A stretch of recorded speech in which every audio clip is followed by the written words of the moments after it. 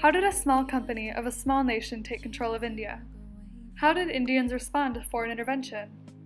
How did imperialism change India, and what was the legacy of British imperialism? This Semester 1 Asian Studies class raised many important questions about British imperialism in India. For this video, we'll start by finding out if the British should be praised or condemned for their imperial efforts in India. Of course, this question has no definite answer. It all depends on your perspective. Let's start with the British perspective. According to O.P. Austin in Does Colonization Pay?, the British developed Indian territory by building roads, canals, railways, and telegraphs. This helped India because it simplified transportation and communication. O.P. Austin also says that the British established schools and newspapers for the native Indians.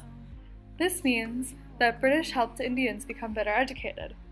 British imperialism, however, was not completely beneficial to India. Let's take a look at the Indian perspective. Gandhi once said that the English committed one supreme crime against his people by doing everything for them.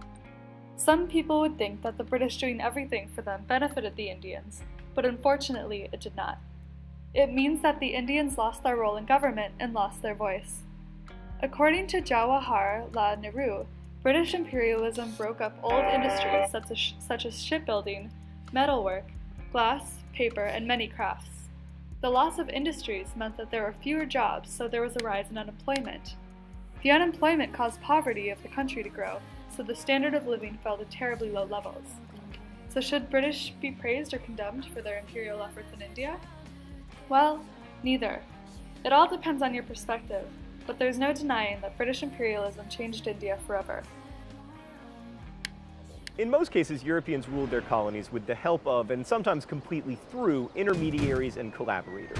For example, in the 1890s in India, there were fewer than 1,000 British administrators supposedly ruling over 300 million Indians. The vast majority of British troops at any given time in India, more than 2/3, were in fact Indians under the command of British officers.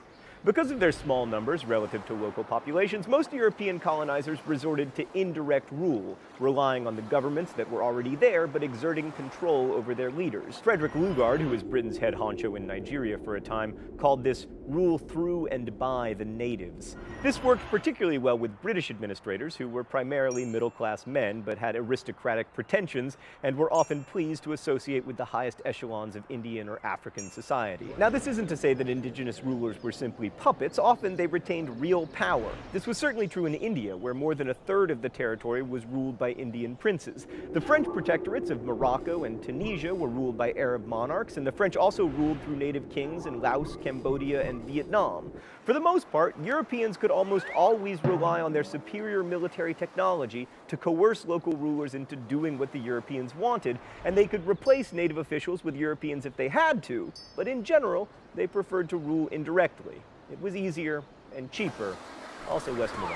Thanks, Thought Bubble. So while we can't know why all native princes who ruled in the context of European imperialism put up with it, we can make some pretty good guesses. First of all, they were still rulers. They got to keep their prestige and their fancy hats, and to some extent their power. Many were also able to gain advantages through their service, like access to European education for themselves and for their children. Mahatma Gandhi, for instance, was the son of an Indian high official, which made it possible for him to study law in England. And we can't overlook the sheer practicality of it. The alternative was to resist, and that usually didn't work out well. I'm reminded of the famous couplet, "Whatever happens, we have got the Maxim gun, and they have not." But even in order to protect British interests, this business imperialism, as it is sometimes known, is really at the heart of the imperialistic impulse. Industrialized nations push economic integration upon developing nations and then extract value from those developing nations just as you would from a mine or a field you owned. And here we see political history and economic history coming together again. As Western corporations grew in the latter part of the 19th century, their influence grew as well, both in their home countries and in the lands where they were investing. But ultimately, whether the colonizer is a business enterprise or a political one, the complicated legacy of imperialism survives. It's why your bananas are cheap, why your call centers are Indian, why your chocolate comes from Africa, and why everything else comes from China. These imperialistic adventures may have only lasted a century, but it was the century in which the world as we know it today